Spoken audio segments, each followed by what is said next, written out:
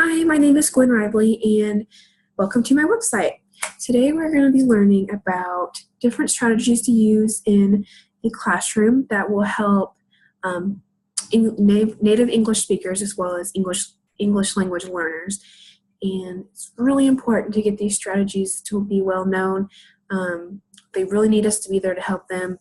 So let's get started. So the first thing I want to do is I'm going to walk through my website with you. And first we'll start, and you're going to be on the main page. And this will just give them a little bit of information about me and a quote that I love to live by. And it is, to aspire to inspire before you expire. So we want to make sure that we're really working hard to inspire all these kids and get them motivated to do all their work, because it's really important. And if we inspire them a lot, hopefully they will do the same with other people as well. Now my next page, if you go up to the top left corner, you will see three little lines. And if you click that, you will see some tabs come down, and it will say Strategies in My Classroom. First, you want to go to My Strategies and click that. And you will see a whole bunch of topics. Some of the topics will include cooperative learning, the importance of routines and procedures, using manipulatives in the classroom, all that stuff. We have vocabulary role play. All of these different things are going to be explained to you in detail on how this helps students learn how to read, write, listen in English, and then different examples on how you can use them. For example, the learning centers. This can be used with a science project or listening to an audiobook. Really just give them that hands-on learning. There is also the use of graphic organizers. These are really good visual aids to help students understand what they're looking at, organize their thoughts, and get it on paper. So I suggest you look through all those and get familiar with that. Another tab I'm going to have on my website is to go to My Classroom, and this is where I specialize in reading with English language learners. And I believe this is really important. English language learners and all students have a variety of needs and will need different instruction techniques. And this website, I believe, is going to help you research different types of learning styles you can see.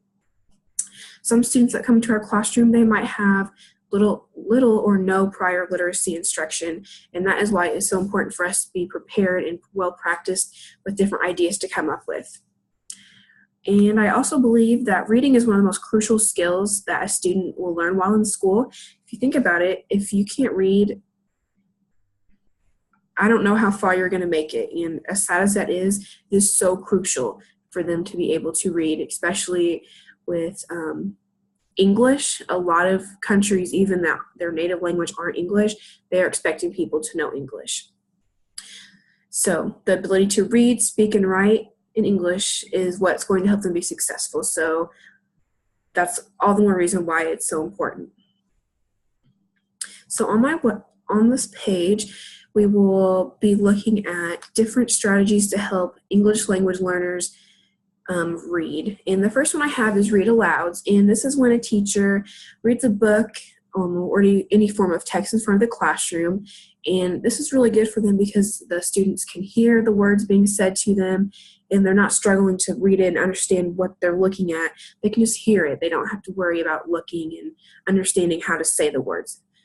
And I believe that's really important. There's also a video linked right below it, so you can watch that actually being practiced by a teacher.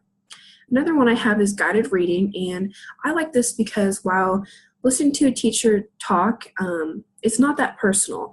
You're talking to the whole class, while guided reading helps you get more one-on-one with students, or at least just have a small group, and you can see where they're struggling, focus on certain texts or certain things that students are struggling with. Maybe it's a certain set of words. Well, you can pull the students out that all have that same need and work on it all together. And then there's also a video of that below too, to see that in the classroom. And then next I have a couple of activities to help practice reading with students. And again, this is for either English speakers, students that are just now learning English. You can be anywhere in the spectrum. This will help all of them, which is a really great thing because you have to include all students in everything you do.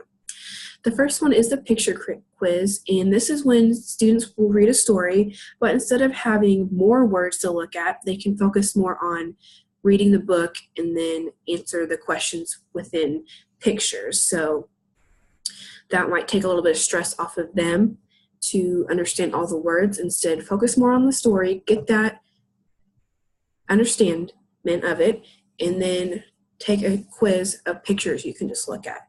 There's also story and recreation, which is where students can create their own story and maybe use words they're more comfortable with, or maybe they can expand their horizon and use a little bit more challenging words. But it gives them more of a way to be in control of what they're reading and not maybe be so stressed out about it. And it also helps with writing too. So reading and writing go hand in hand, which is really important as well. And lastly, you can have students do a treasure hunt. A lot of teaching nowadays is about getting students engaged and excited about what they're doing. Students can read books all the time, but they might get a little bored of it. So this one is to help students read and follow directions, and it's by doing a treasure hunt. So this is when you will find different clues around the classroom, and the students have to write a story about each, and then they have to be able to read the clue cards, understand what's being said, and be able to follow the directions, which is really important. And then they also get that writing practice in there too. And then you can also include prizes or anything like that to get them more motivated, and just put the spin on regular reading, just a book. They're reading something to find out what the mystery is or something like that, just to get their excitement up.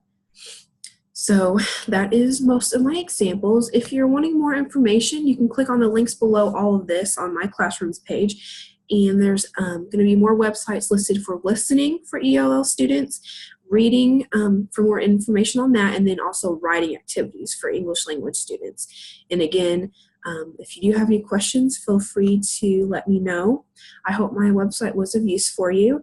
And if you have any questions, feel free to read over this again or check out those websites. Thanks for using my website, and have a great day.